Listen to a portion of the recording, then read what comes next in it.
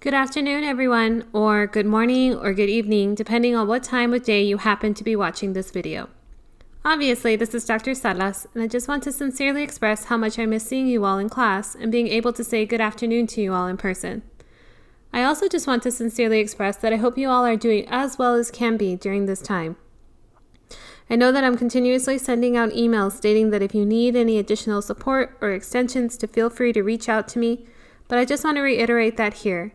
Please keep in touch and let me know how you all are doing, and let me know if I can be of any assistance to you all as we continue to move forward in the semester in this online format. Today's short video will outline the changes that have been made to the semester so that we are all aware of how the semester will operate moving forward. To begin, I'm obviously on our course Canvas shell, and I want to draw your attention to a few areas where you'll be able to find the most relevant and helpful information. To begin, I want to draw your attention to the left-hand side of the screen where it says Files. I will be showing you all the key changes that have been made to the course syllabus and the course calendar, and within this file, you're going to see syllabus and calendar, and at the very top, you're going to see where there's a new file that says original syllabus and calendar. In here will be the original syllabus and calendar for the semester, but below that, you will see the revised syllabus and course calendar for the remaining portion of the semester. So today I'm going to be taking a few minutes to go over a few key changes to both the syllabus and calendar and let you know what the workload will look like, what the key assignments are going to be going forward, and also give a little bit of detail on the pass no credit and how that will affect our class. If you find yourself having any questions after watching this video, please send me an email and I'll be happy to clarify any questions that you have.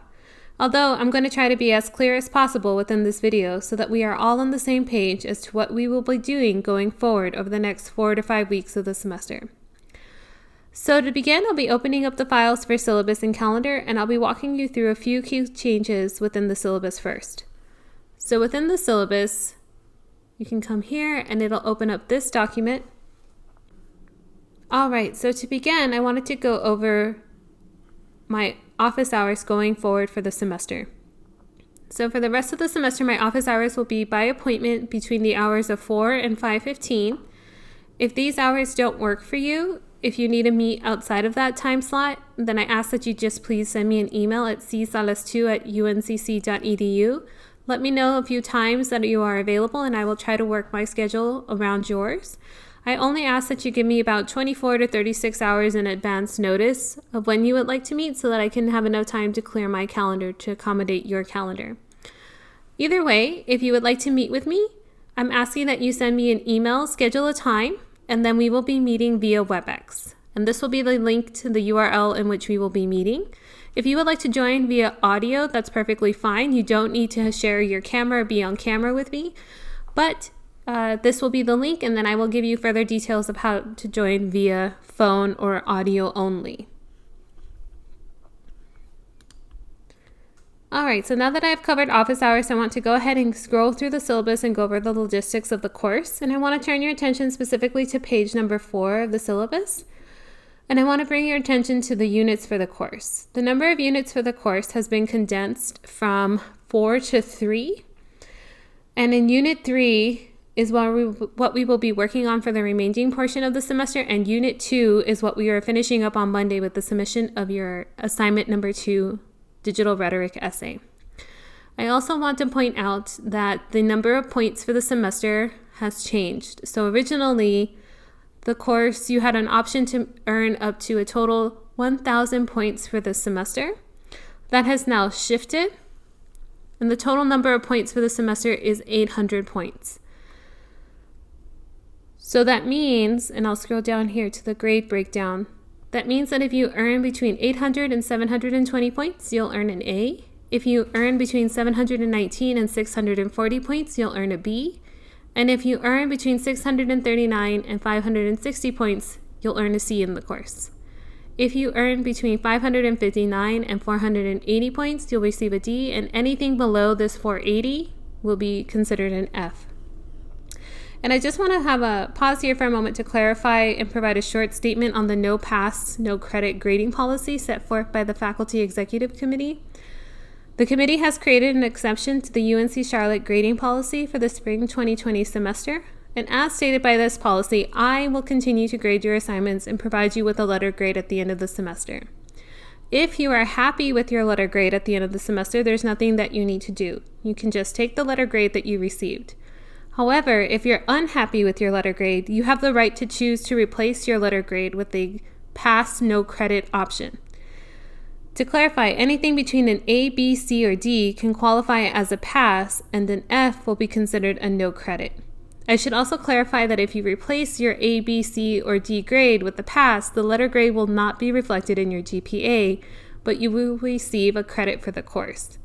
So this gives you the option to receive credit but not have that grade affect your GPA.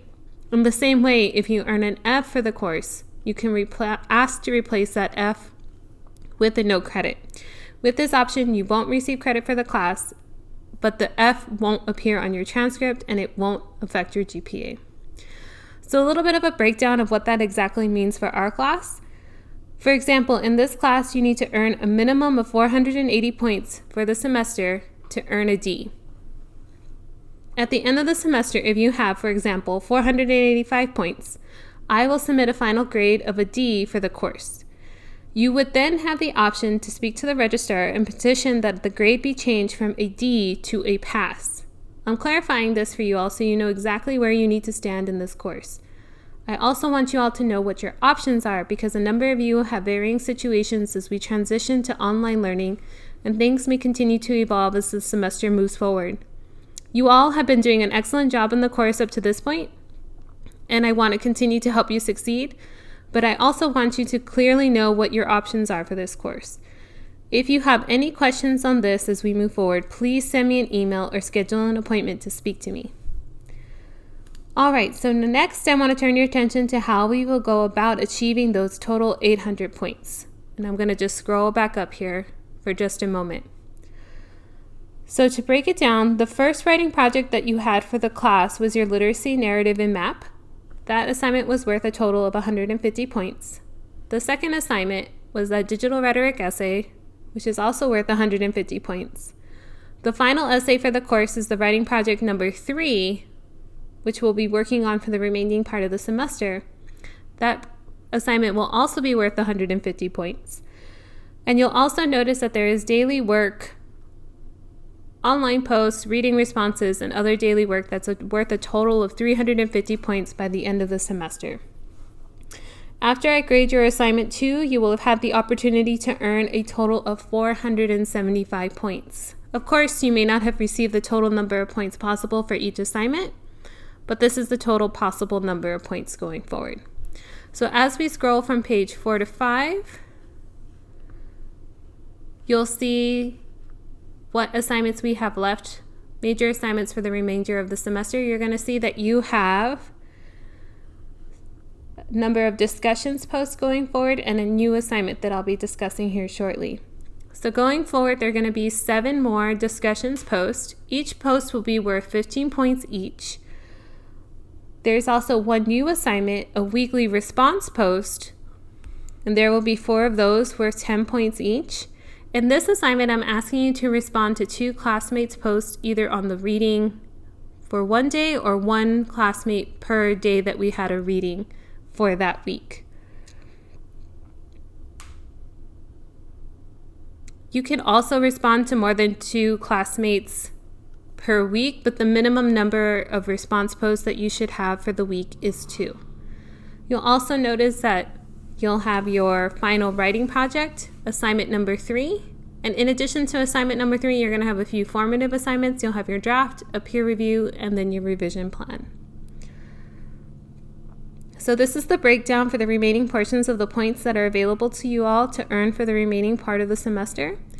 And lastly, in the syllabus, I'm going to be showing you all a few revised course policies that I have changed from the original syllabus.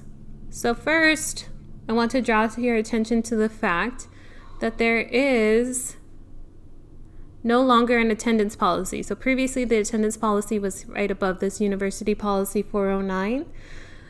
Because we have moved to an online class format, I have removed the attendance policy component of the syllabus. I also want to draw your attention here to the late work and final deadlines portion of the syllabus. These two are revised and are new from what is there in the original. So here, the newest change to the late work policy is that work can be submitted late with no policy. So each assignment will have a due date and time, but you will not be penalized if you submit the assignments late. The only exception to this is that I want all discussions posts and weekly response posts turned in by 11:59 p.m. on April 29th. If throughout the course of the next few weeks you fall behind on any of the discussions posts or on any of the weekly response posts to your classmates' original post, you will have until April 29th to submit all of that work and you won't receive a penalty or a late grade. After April 29th, however, I will no longer be accepting work submitted on the discussions post or weekly response post. I also want to draw your attention to assignment 3. The final essay you'll be writing for this course will be due by 6 p.m. on Monday, May 4th. This essay will only be accepted late if you have emailed me in advance to request an extension. This deadline is being enforced specifically because a late submission of this assignment can adversely affect the final grade reporting for the course. Final grades are due 1 week after this assignment is due. And so there is only so much wiggle room I can provide you with. But if you find yourself being in a position where you will need an extension on the deadline, please email me and we will work something out. All right, so those are the number of changes that have been made to the syllabus. I'm going to go ahead and go over here. All right, so within our course calendar, you're going to notice that you have about 2 to 3 readings for each of the original days that we were in class. You will have 2 discussions posts a week and 2 response posts throughout the week. So for this week, you have your assignment number 2 due by 4 p.m. on Monday, March 30th. And then for Wednesday, you have to read 1 article and have your discussions post submitted by 12 p.m. on Wednesday, April 1st. And again, those deadlines there are fluid. If you submit an assignment late, you will not be penalized, but I do strongly encourage you to keep to these deadlines so that you can make steady progress throughout the course. In addition to your own original discussions post due on Wednesday, you will notice that here's your response post by Friday. And again, for this one, you can respond to 2 of your classmates' original posts from Wednesday and receive credit for the response post here. For the next few weeks of the semester, we're going to be going back to the conversations of translanguaging and put that in conversation within digital rhetoric spaces. So we're going to be looking at multilingual language usage in digital spaces, and that's what most of the readings will be covering going forward. For this coming week, we're going to start with the concept of translinguality that builds off of translanguaging, and we're going to be reading a piece by Bruce Horner and Sarah Alvarez. In their article, they define their concept of translinguality. But as you're reading the piece, I also want you to keep in mind the staples that we have discussed in class. I want you all to consider who is the audience and what is the purpose. What is the author trying to get across to their audience and who are they writing this to? I also want you to keep in mind anything that you find compelling or confusing about this piece. Even though we've just discussed translanguaging before, I wanted to use this to refresh our memory. We're starting with this piece, and then the week after, we will be getting into conversations of how translanguaging works in digital spaces and what this does to the concept of digital rhetoric. All right, and as a final note, I want to just draw our attention back to our Canvas course shell. You'll notice that we're going to keep the same format going forward, and if you scroll down, you'll see week 12, the title of the course module, Defining Translinguality. If you open up this, you will see all the assignments that are due for the week, as well as their due date and time. And again, here's the revised syllabus, here's the revised course calendar, here's the reading for the week. This is where you will be submitting your assignment number 2, your essay. This is the discussions post. This you will not be able to actually submit anything, but you will receive a grade in the grade book once I have gone through and seen your 2 response posts to your 2 classmates. All right, that's all I have for today. I look forward to continuing to work with you all over the course of the semester, even if it's in this virtual online space. I'll be in touch later on in the week with announcements and updates, but until then, continue to take care of yourselves. Stay healthy and well, and again, send me an email if you would like to meet or if you have any questions.